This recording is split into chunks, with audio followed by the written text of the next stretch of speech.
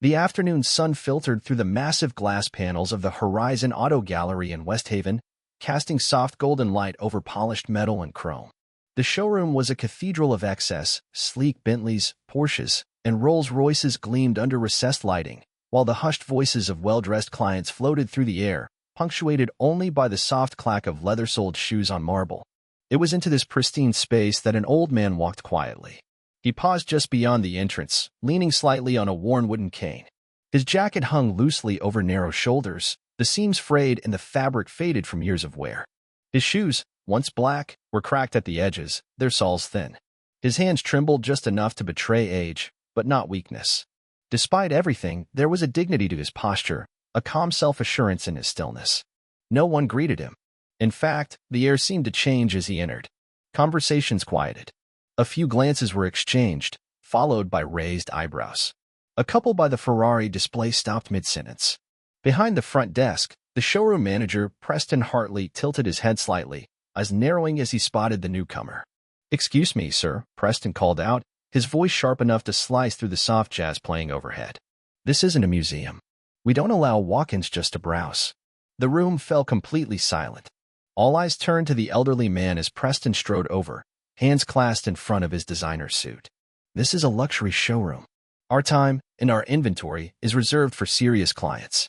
I'm afraid you'll have to leave." The old man didn't flinch. He looked around slowly, letting his gaze settle on a deep blue Rolls-Royce Phantom near the center of the floor. His voice, when it came, was soft, so soft it drew people in just to hear it. "I know exactly where I am, son," he said.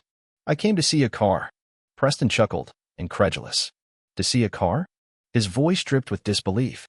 "With all due respect, sir, these vehicles cost more than some people will ever make in their lifetime.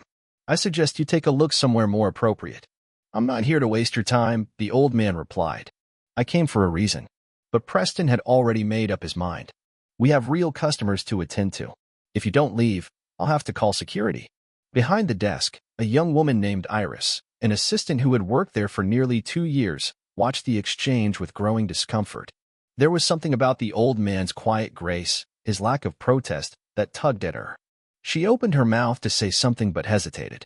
In that place, her opinion held little weight. The old man gave the Rolls-Royce one final glance and turned slowly toward the door. Just before he stepped outside, he stopped and spoke again, this time with a tone that hovered between wisdom and warning. "Life has a way of teaching hard lessons," he said, turning slightly to look back at Preston. "Be careful how you judge a person. The outside don't always tell you what matters." Preston rolled his eyes. "All right, old man. Good day."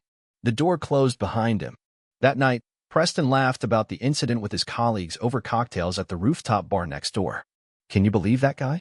Walking in here like he belonged, talking about seeing a car? What a joke." But by noon the next day, no one was laughing. A Rolls-Royce, sleek, black, and unlike anything the showroom had ever seen, pulled up to the front door. The engine purred into silence, and the parking attendants outside froze. Even the most high-profile clients didn't bring their own phantoms to this place. And this one, it gleamed like obsidian in the sun. Inside, Preston was mid-conversation with a client when he caught sight of the car through the glass. He stopped mid-sentence. The breath caught in his throat. A man stepped out, tall, commanding, dressed in a sharp charcoal suit that looked as if it had been tailored on another continent. The kind of man who walked into rooms and shifted gravity. The man's name was Julian Carter. He was, by all accounts, a billionaire, CEO of one of the largest private energy firms in the country. His face had graced Forbes. His decisions moved markets.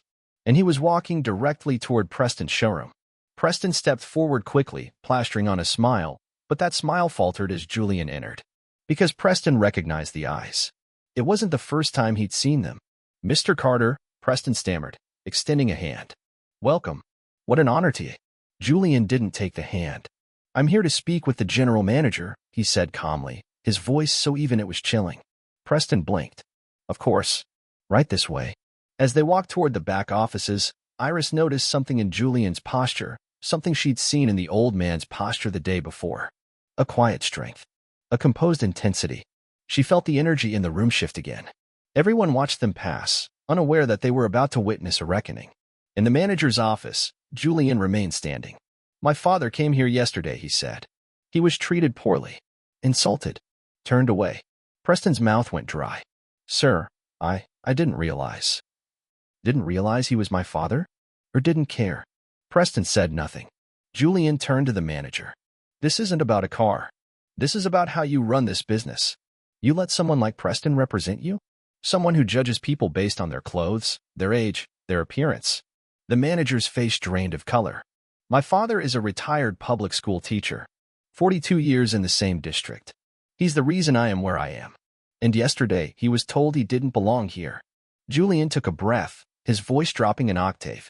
So now I'm here to tell you, this dealership will never see a cent from me. Not a dollar. Not a referral. Not even a recommendation. The silence in the room was suffocating. I'm not here for revenge, Julian said. I'm here for accountability. Because dignity shouldn't require a dress code. Then he turned and left. No more words were spoken. The news spread through the dealership like wildfire. Clients began canceling appointments. Social media lit up. Within hours, someone had snapped a picture of Julian's phantom outside the showroom. The post went viral. Comments flooded in.